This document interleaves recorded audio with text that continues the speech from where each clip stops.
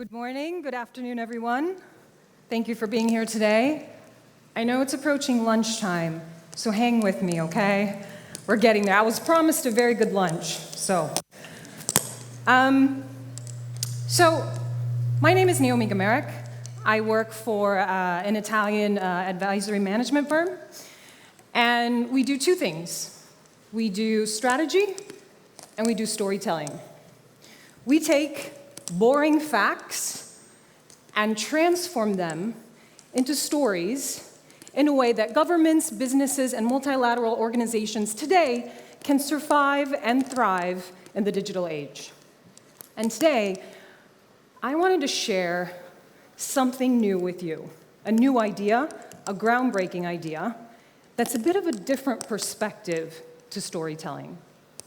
And that is how stories inspire global tourism and greater connection to culture. So, stories have been around for a long time, right? I mean, as early as the 12th century BC, you had storytellers like Homer talking about the tragedy of the Trojans, right?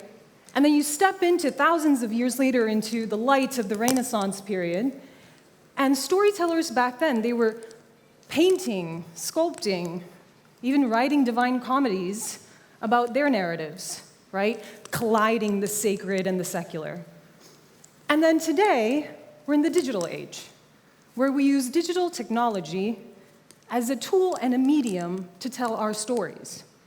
For example, films and TV series today, right? You're getting stories from all over the world at the touch of your fingertips. And stories are compelling because it's as if you're going through it yourself, right? They're able to stimulate beyond the language processing regions of our brain and to influence neurochemical processes and provoke an emotional response. This is why, when you're sitting down and you're watching Tom Cruise hang from an airplane, and you're sitting still, but your heart is beating at 1,000,000 miles an hour, and it's for that reason. But what if stories did more than make us feel things? What if they actually influenced behavior, right? What if they actually motivated decision-making in us, right? And here, Vanessa Boris, a storytelling expert from Harvard, says, stories have been around since the dawn of time because it's what connects us. It's what connects me to you. It's what connects societies and communities today. And that is what then helps influence the decision-making and our actions. So much so that stories through blockbuster films have been motivating us to visit these destinations for decades, right? And this concept, known as screen tourism, started in the 1990s and is an established phenomenon today. If we look at examples, for example, Lord of the Rings, right? Between 2000 and 2006, this series showed an increase, the cities brought in an increase of 40% in international travelers, a lot of them going to the tourism sites, to the film sites. By 2012, tourism was the second largest sector in its economy. And then if you're lucky enough to be young, you were part of the Harry Potter phenomenon, right? That was amazing, right? And to the point where between 2011 and 2013, it brought in an increase of 230% of visitors to destinations in the UK, which brought in an extra 10 million euros in revenue into the local economy. But what if stories through films and TV series did more than just inspire us to go to these destinations? That was the question my colleagues and I asked ourselves at the beginning of last year, right? And what ended up happening is we actually ended up authoring a white paper that was sponsored by the World Tourism Organization in partnership with Netflix. And what our research did was we challenged the traditional approach to screen tourism. So screen tourism, this is the definition. You go to the cinema maybe once a month, you watch a film, usually a mainstream film, get inspired, you hop on the plane, you visit a destination, right? We saw it in Lord of the Rings, Harry Potter, the beach in Thailand, very similar to that. And we challenge this by looking at the way people are actually watching films and TV series today, right? Digital and smart devices allow us to watch content from anywhere at any time, wherever we are in the world. Internet entertainment services, such as the Netflixes of the world, the Hulus, the Disney Plus, the Amazon Primes, allow us as audiences to access very diverse and high-quality content no matter where we are, right? And so you see the shift in the way we're consuming content. Once a month, travel there, mainstream, to more diverse, more often, watching more and more content from other countries, in other languages, and watching them for long periods of time. This is where binge watching came from, right? And so then, this is where we introduce the concept of cultural affinity. Cultural affinity, in its basic form, means the growing feeling of liking or closeness to something or someone based on familiarities that we have, okay? It's a concept that they often use in marketing, known as brand affinity, but they also use it in public policy, known as soft power.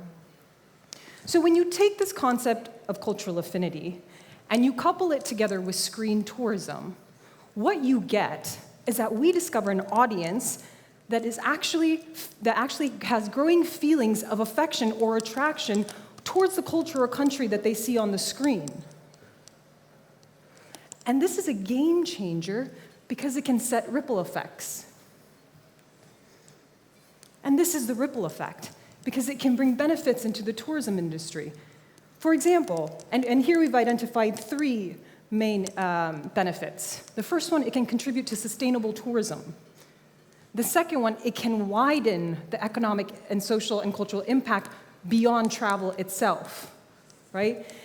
And three, it can actually strengthen connections between communities and societies around the world. So when we say contribute to sustainable tourism, we mean this.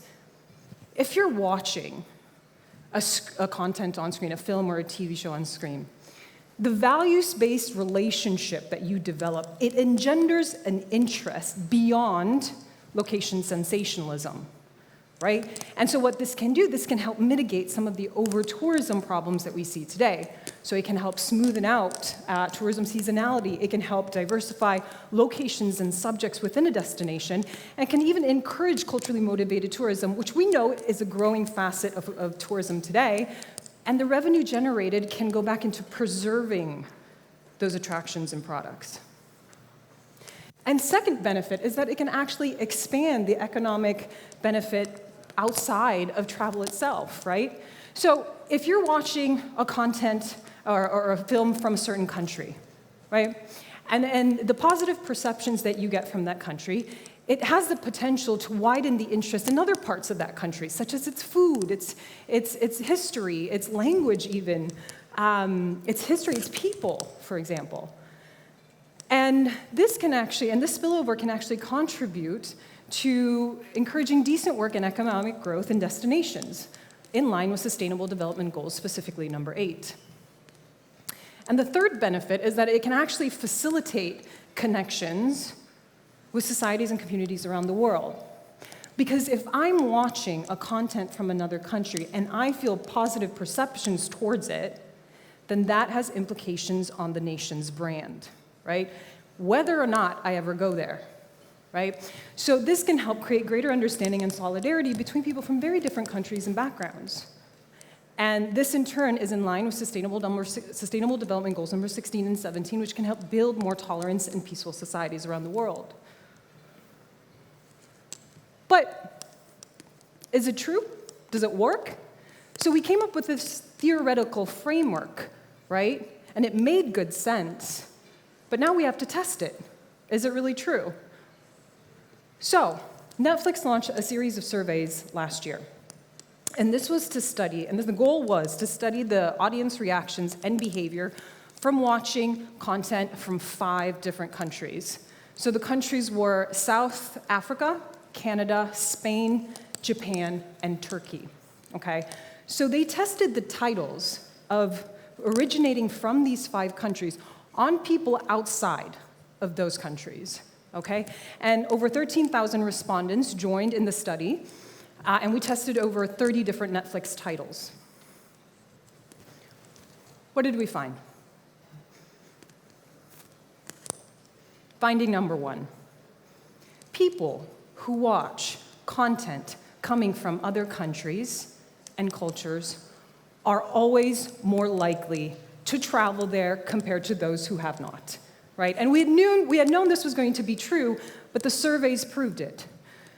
So much so, I mean, if you take a look at this snapshot from Turkey, for example, people who watch content from Turkey showed 2 times the interest of visiting Turkey compared to those who watch Turkish content elsewhere, so not on Netflix. And again, we see this representative of that shift in the way we consume, content.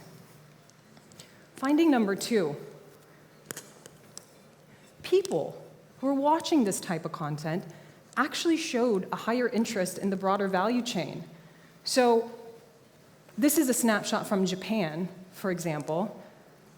Those who were watching Japanese content were consistently showing interest in learning about Japanese history and about the monuments there, about the people, and even it showed that the people who watch content from Japan were interested in learning to speak the Japanese language.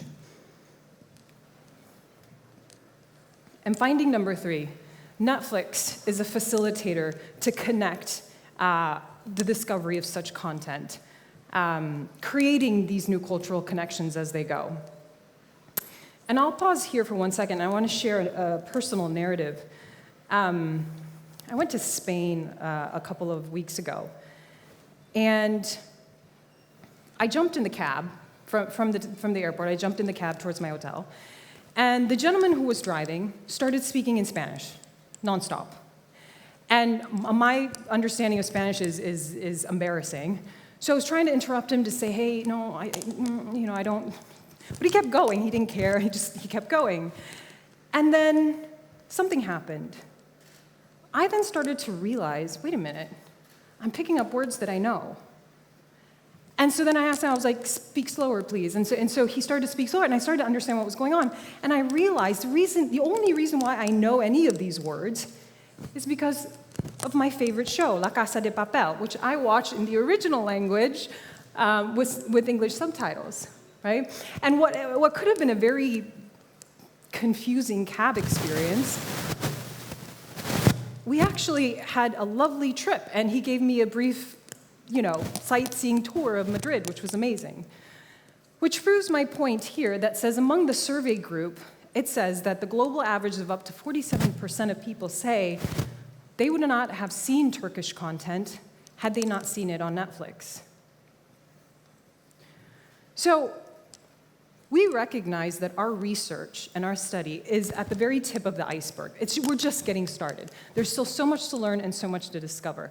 But if we can get one key takeaway from this research, is that storytelling and tourism and cultural industries, they're all interwoven and inseparable.